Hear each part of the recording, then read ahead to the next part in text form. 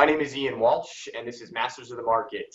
Joined with a true master of our market, Joe Evangelisti. Thank you, Joe, for coming on. I appreciate your time, my friend. Thanks, man, for having me. Appreciate it. No problem. So, Joe specializes. So, a couple of things. Joe, for those watching it, may or may not know Joe. He runs very successful businesses of his own. But something that we really attracted him to to maybe this interview or the show, or something I was very interested in learning more about, and a lot of people in this industry should be, is that you have had an ability to elevate people's games, other entrepreneurs to another level, and just the people I know of, which doesn't even count the people I don't know, which is plenty of those that I'm sure you've had just the same impact on in their industry or their skill set, where you've taken an average business owner, and most people, let's be honest, most entrepreneurs will struggle in a life of entrepreneurialism for a very, very long time and maybe never come out of it, right? Best Sure. equation I could say, I was thinking about this the other day. It's my father, great guy, love him to death, but he has probably been a 25 handicap his entire life in golf. So not a bad golfer, right? You can play on the course, it's good to go, but he never did anything different. He never he never opened his mind to another level of the game. Now, he loves the game, he loves being in it, but quite frankly, as an entrepreneur, if you're trying to elevate to the next level, if you spend 25 years in a grind, what was that life worth for you? I mean, that's tens of thousands of hours you're spending. So people come to you, Joe, to understand that. And in Masters of the Market, we usually talk about like where the market has been, where it is, and where it's going.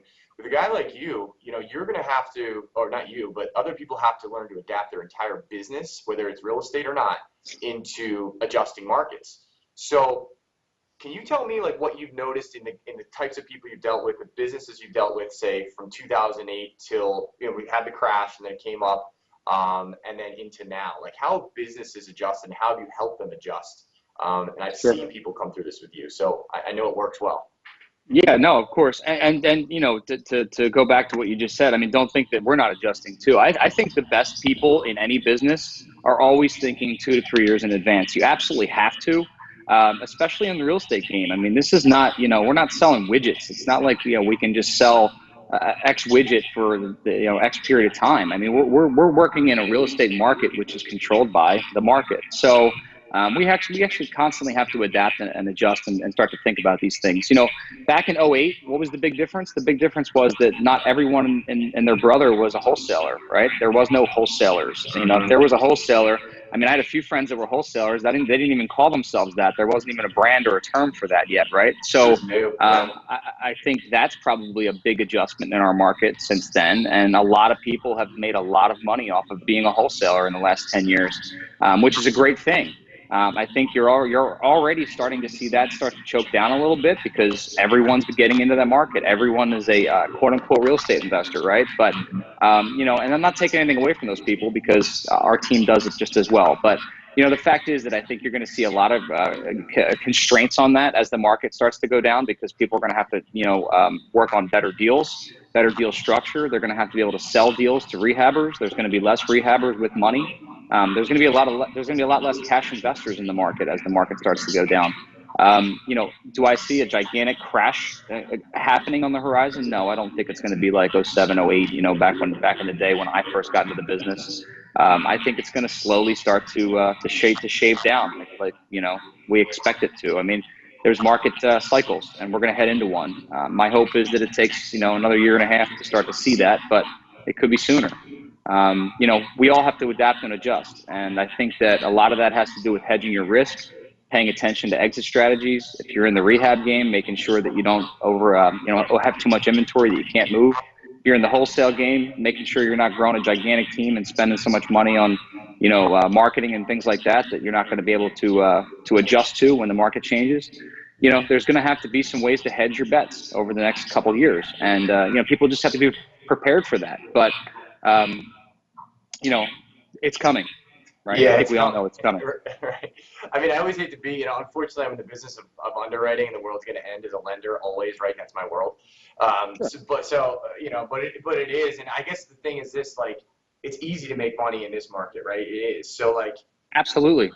So my thought though is like, how much of that money are you going to hold through the cycle? Like, I don't really care about how much I'm making. I mean, I always care about how much I'm making. Don't get me wrong, but like, I'm not trying to push margins beyond capacity at this moment. I'm looking at this saying, I got to make sure I take this money in this business into the next cycle. That's my mindset right now. It's not push margins to see how high we can get the top of the market, because you can't get caught there. You can't be in that position.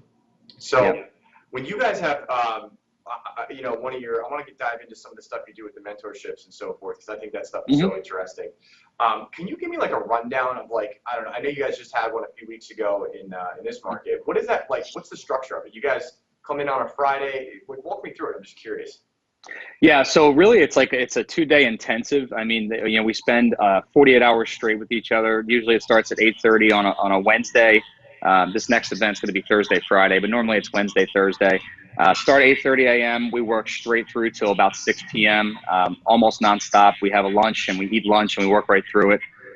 Then we'll go to a really nice dinner that first night, generally some kind of steakhouse, and then like literally some of the best networking and some of the work through sessions are at the steakhouse, because you're around the guys, you're eating, you know, you're talking about business, you're starting to really loosen up a little bit. You get a lot of good stuff out of that dinner. Next morning we're back at it by 9 o'clock, same exact schedule all the way through till about 5, and then we do dinner again. So we're really together the entire 2 days and every minute of every day, and it's about opening up, talking about the real life, you know, struggles in your business, talking about what your challenges are, being honest about them, adapting to them, and then figuring out what are the solutions to these things that we need to fix. The nice thing is, it's not just me speaking at the group, right? It's 7 to 10 folks that are in a room, and a lot of them are dealing with the same challenges or have already dealt with those same challenges. So when you're in that room and you're saying, hey, this is my challenge, and the guy across the table from you who's doing 6 figures a month just dealt with that challenge 6 months ago. He knows the exact solution. He knows exactly how to do it. He just handled it, and he hands you the blueprint, right? It's proximity power, right? It's not just go to the room and hang out with Joe Evangelisti. It's the room that I curate, that I know is going to help that person get to that next level, because they're around people that have been through those levels, and that's what makes it special.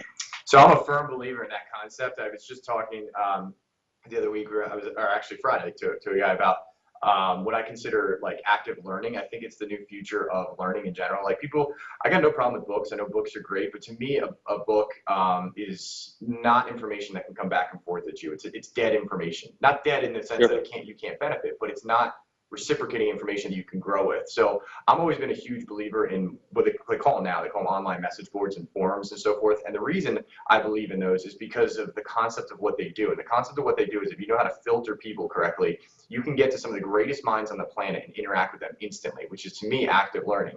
So what you're proposing to people, and therefore when you learn how to do active learning and you learn how to engage with that, you're shaving time and hours and money lost. So if I can sit at your table in California and have that conversation with somebody across from the table, that could save me 6 months and $500,000 by having a conversation. Like, I mean, you can't put a number on that, right? I mean, what is the number? I don't know, but it could be tremendous. And that's a form of active learning that I find a lot of value in, because quite frankly, I think that's the future of this kind of stuff, or what I was talking, the future of learning. I always tell people, you know, they pay us $5,000 for this event, and we attack problems that they don't even know that they have yet. You know, we all have the same problems. The question is, when are they going to figure out what the problems are, and how quickly are they going to solve them, right? So this investment is for them to solve the problems that they don't even know that they have quicker. And, you know, we're running into challenges and we're hitting roadblocks, but we don't even know what the challenges and roadblocks are until we get into a table or to a room where all these people who are more successful than us have been there and they have done it. You know, so you're in this growth mode, and when you're in this growth mode, you're going to hit all these kind of stumbles on the way up, and you don't even know where those glass ceilings are going to be until you smack into them, right? But when you're sitting around a table with people who've hit those glass ceilings time and time and time again, and I can sit there and look at that trajectory that you're on and say, you know what, I know exactly where you're heading, and this is what's going to happen when you get there. Let me keep that from happening by telling you this, right? Those little tidbits, those little things, sometimes they shave 6 months, like you just said. Sometimes they shave 5 years. Depending on the proximity and who you're going to hang around with and how quickly you want to learn, that's going to make, you know, that's going to help you ultimately depend on how quick you learn, how fast your business grows, and, you know, how well you do. I love that concept, man. I really do. I think what you're doing is great, Joe. I know you're extremely talented at it. So if I want to go to this event perhaps next week or what have you, how do I get in touch with you, Joe? Yeah, basically the best way to do it is you're going to put this on Facebook. You know, people can friend me, message me, send me a request. Let's chat.